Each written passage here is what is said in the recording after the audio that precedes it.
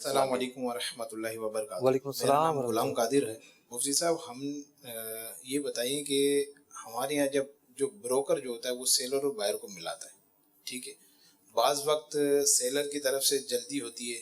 ہمارے یہاں تو کافی پلاٹس کے سودے ہوتے ہیں اور ایگریمنٹ ہوتا ہی نہیں ہے، تقریباً بروکر ٹو بروکر ہوتا ہے کام زیادہ تر۔ تو ایک بروکر کوٹ کرواتا ہے دوسرے کو، وہ اس سے جو ہے نا کمیشن لے لیتا ہے، حالانکہ وہ اس وقت آتا بھی نہیں ہے، ٹرانسفر پہ آ جاتا ہے۔ 15 دن میں ہمارے یہاں پیمنٹ ہو جاتی ہے۔ پارٹی نہیں آتی، پارٹی 15 دن بعد ہی پتہ ٹھیک چلتا ہے ہے، کہ کون پارٹی ہے، ٹھیک ہے، ٹھیک۔ سیلر بائر کو۔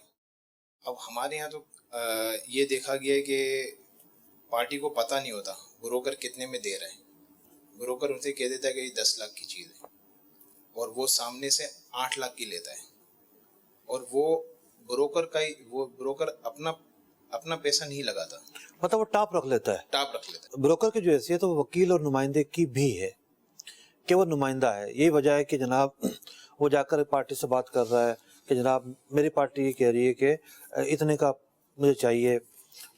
جو دوسرا اگر بروکر ہے، آپ کے سامنے پارٹی نہیں ہے، بروکر ہے، وہ بھی اپنی پارٹی کا نمائندہ ہے، تو یہ دونوں اس بات کے مجاز ہیں کہ نمائندگی کر سکیں، ان کو یہ رائٹ ہے۔ یہی وجہ ہے کہ ہر آدمی فرنٹ پر آتا بھی نہیں ہے۔ بعض اوقات تو جو ہے وہ سودے بھی آگے گھوم جاتے ہیں، اور جس نے یہ سودا کیا تھا وہ اپنے نام بھی نہیں کرواتا، کسی اور کے نام کرواتا ہے۔ تو پہلا مرحلہ یہ ہے کہ یہ جو پارٹیاں ہیں انہوں نے بروکر کو آگے کر دیا، بروکر کو آگے کرنا جائز، خود فرنٹ پر نہیں آتی، ٹھیک ہے، کوئی شرعی ممانعت نہیں ہے۔ اب اگلا مرحلہ یہ ہے کہ جس کو نمائندہ بنایا تھا اس پر کیا گیا ٹرسٹ، اس کے اوپر عائد ہوتی ہے ایک ذمہ داری اور ایک امانت۔ وہ اس بات کا پابند ہے کہ جتنے میں سودا ہو رہا ہے وہی قیمت آ کر بتائے۔